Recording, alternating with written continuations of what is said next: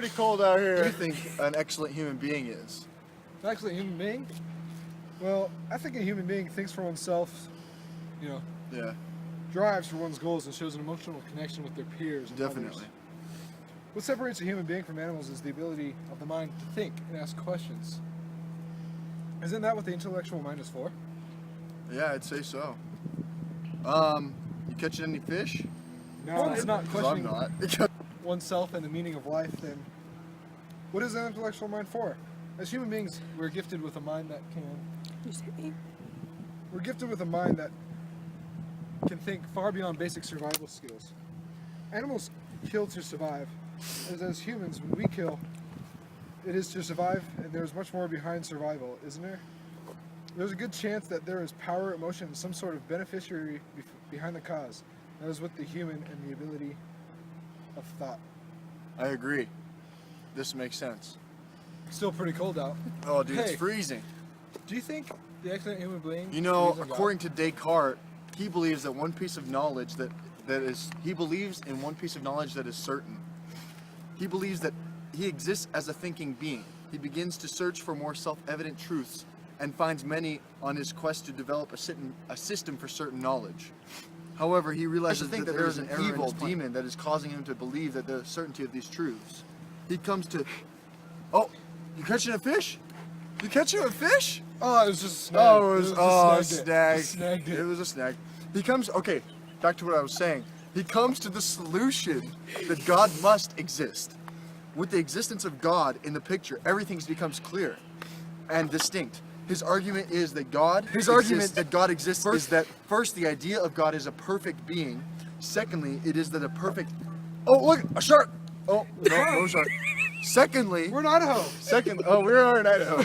Secondly, it is more perfect to exist than not to exist. Therefore, God must exist. He must.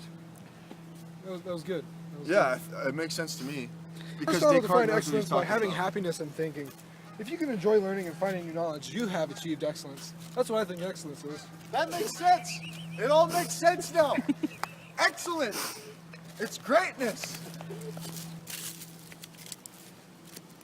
Oh, Get it. got away. You got away. Okay. Oh, man, man. this nature makes me think, do humans Human have a nature is human putting nature? an individual before society. Hey guys. Human nature is putting your needs before everyone else's. You must think what is good for you. What makes oneself content? You must think about society and what greater good for society is. Forming cities and communities is also naturally happening by human nature, which comes from after humans to find what's good for themselves.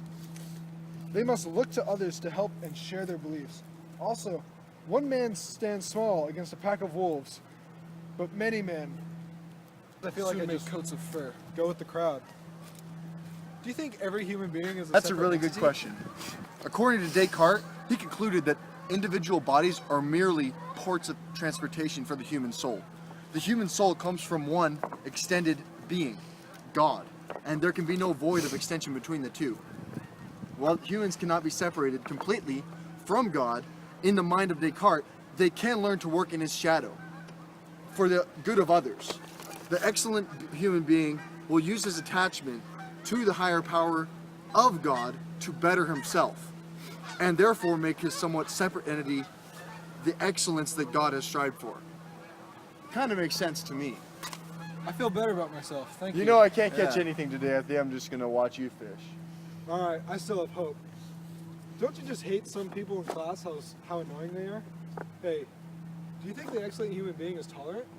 You know there are some weird According people to in class. John Locke, a letter concerning toleration, he states, "No one, neither single persons nor churches, may nor even commonwealths, any just title to invade the civil rights or worldly goods of each other on pretense of religion." With that being said, those who are of another opinion bring about powerful feelings of hatred and enable murderous actions and wars.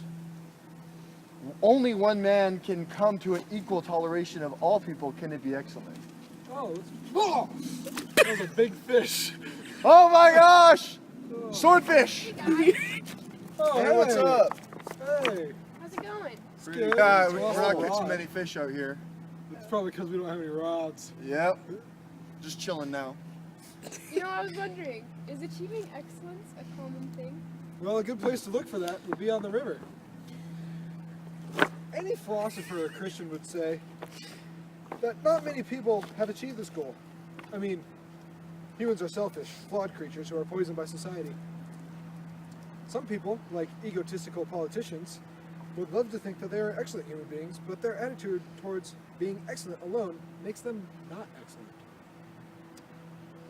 Only great philosophers would be considered to have excellence. Wouldn't you think?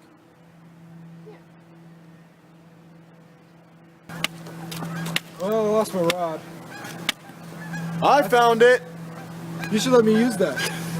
Hey, would you think an excellent human being is open to Locke different believes that opinions? their opinions should not be considered for the greater good of the public. Therefore, excellent human beings are open to differing opinions, on the exception of the atheists. You know, my rod just broke, and I always wonder, is it worth being excellent?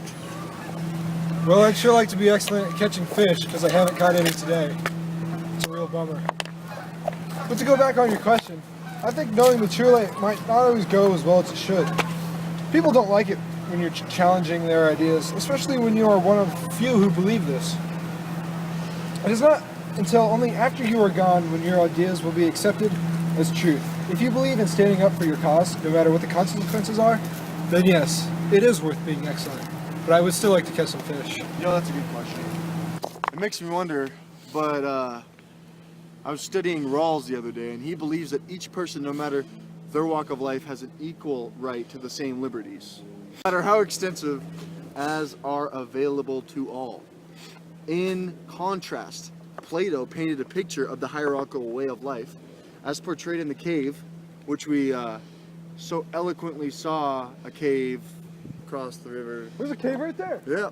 All right. Okay. Very tiny. Which showed how humans were not all given equal liberties.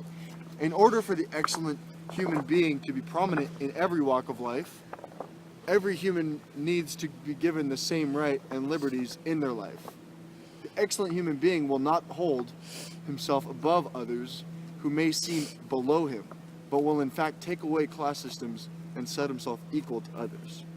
The excellent human being has great power over oneself, and with great power comes great responsibility. The responsibility of an excellent human being is you have to strive to teach others.